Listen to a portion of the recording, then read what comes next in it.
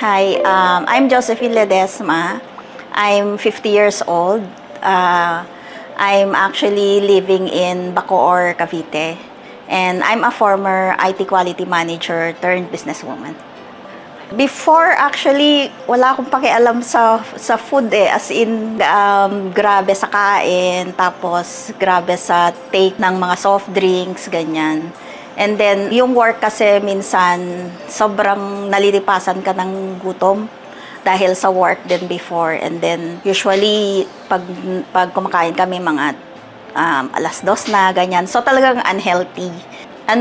Grabe, hindi ka sobrang discomfort. Kasi, for example, nakakain ako ng tinapay. Usually kasi napansin ko, pag kumakain akong tinapay, or minsan kanin, natitrigger yung acid. I think dahil sa yeast, So, yeast-based. And then, pag nasobrahan ako sa kape, gano'n, natitrigger din. Pansin ko na kahit na uminom ako ng sterilized milk, kasi hindi ako pwedeng uminom ng mga gamot kasi ma-allergy ako sa mga gamot. So, usually, herbal teas lang ako. Actually, walang gamot.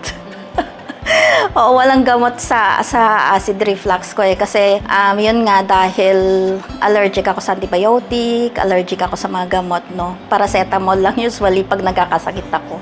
Hindi ako maresetahan ng mga gamot unless matest talaga siya na hindi nagiging toxin, tinitreat siyang toxin ng body ko.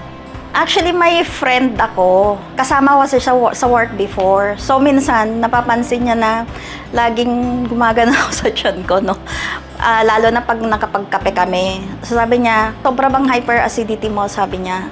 Sabi ko, oo, matagal na. Sabi niya, Jopi, may ginagamit ako ngayon maintenance. Sabi niya, yung JC Organic Barley.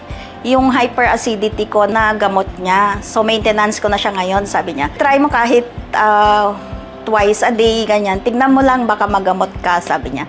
So, binigyan niya ako, Tinry ko siya, siguro mga 2-3 araw.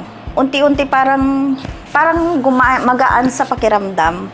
So, napansin ko na kahit na tinatake ko siya with the trigger, hindi na ako nasusuka or yung acid hindi na umaabot dito sa lalamunan ko. So sabi ko, uy, maganda to . So ang ginawa ko is tinuloy-tuloy ko siya. So yung barley juice, hindi siya lasang damo. As in, masarap siya, lalo na pag malamig.